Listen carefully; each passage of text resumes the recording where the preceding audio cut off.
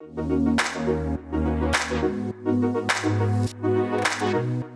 lipedema is unfortunately a very under-recognized fat storage disease. It was identified a long time ago at the Mayo Clinic in Rochester, Minnesota, but most doctors still don't know about it. Most people don't know about it. I think had we given it a different name, other than lipedema, that sounds way too similar to lymphedema, it would have got paid attention to. It typically presents around puberty or the teenage years. It almost always runs in families. You pick up the gene from either the mother or the father side of the family. There's about a 10% incidence in the world with lipedema, so it's quite common actually. And it progressively gets worse throughout a person's lifetime, and it pretty much is unresponsive to diet and exercise.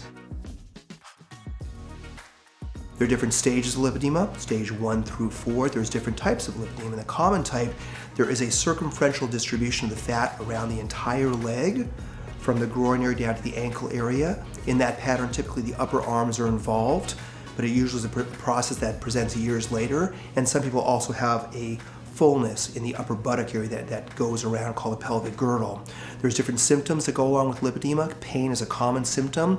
Usually it's a pain to touch and pressure. Swelling is very common. Easy bruisability is common. Some people have hypermobility of their skin and joints that goes along with it. And it pretty much is unresponsive to diet and exercise. That's the important thing. And many times it's misdiagnosed as obesity. And patients are told just to go lose weight, or they're not exercising enough, and the guilt develops in the patient. They're not doing their part of things, when in reality, there's very little you can do to really set it back in its course. That it is pretty much unresponsive to diet and exercise because it's a different process going on. I mean, everything certainly from pain, many times, which can be mild, but can be excruciating and sometimes debilitating, where patients are 9 out of 10 pain and they live with it. Immobility, as it progresses, not only from just the fullness and swelling, it can begin to affect sort of circulation and congestion and affect a person's mobility. Patients will, many times years later, develop knee and orthopedic issues from the lipedema. They don't have the same energy many times that they had. Their lifestyle has changed. They can't play with their children or do sporting activities like they used to be able to.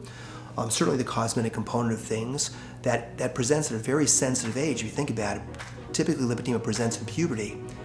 Adolescence, a very emotionally sensitive period, and the patient already feels that self-consciousness about their legs look different. And then along with that, they're told by peers, medical professionals, many times, you just need to lose weight, you're overweight. So they carry this whole emotional component to it, so much so that I would say about 75 to 80% of my patients at some point during the journey end up crying.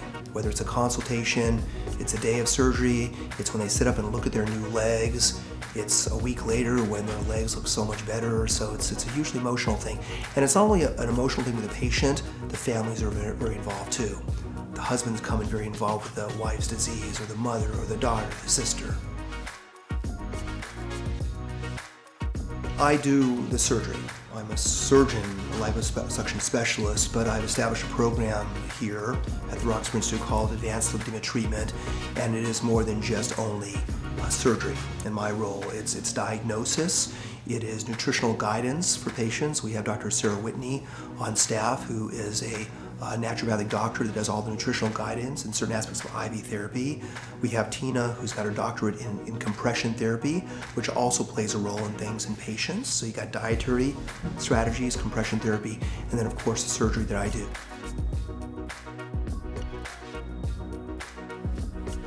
It is a very unique type of surgery. It's not your typical liposuction. I get asked that a lot. I mean, it is liposuction, but there are a lot of different considerations. There's a lot of important pre-care on patients. There's a lot of important post-care on patients. They're complicated patients, many of them. Surgeons that may look to get into doing lipedema surgery really shouldn't dabble in it. They should really commit to it and understand lipedema as a disease, which it is.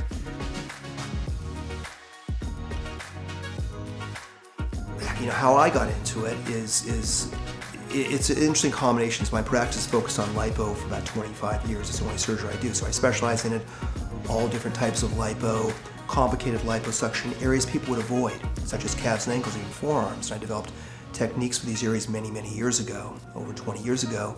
And that actually let lipedema patients find their way to me because nobody's really treating lipedema at that point. So I developed my system and approach to it many, many years ago.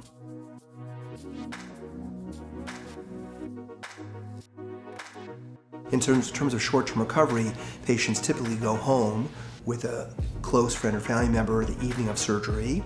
They're in compression garments, of course. They will continue with antibiotics for a few days. Rarely they actually need pain medications afterwards. Usually there's not too much discomfort afterwards. They have a lot of oozing. You want them to drain. There are no drains put in, but you want the patient to ooze all that fluid out. It's part of the fast recovery. They come back the next morning to my clinic. We do a post-operative check on the patient. They then start what's called MLD therapy, which is manual lymphatic drainage, which with Tina, my compression specialist, they do that 2 to 3 times a week for several weeks after each surgery.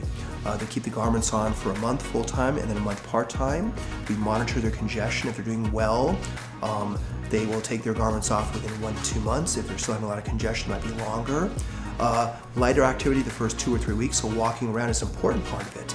I like patients up and walking literally the day of surgery. The next day they're instructed to take short walks and then get back to an exercise routine within about 2 or 3 weeks. They typically will see great improvements within the first month, but finally it's about a year for everything to contract back and the tissue to remodel.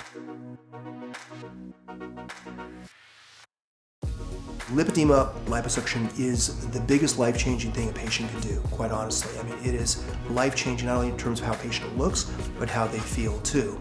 But still, using the word cure is probably too potent of a word. It is the biggest setback a patient will do.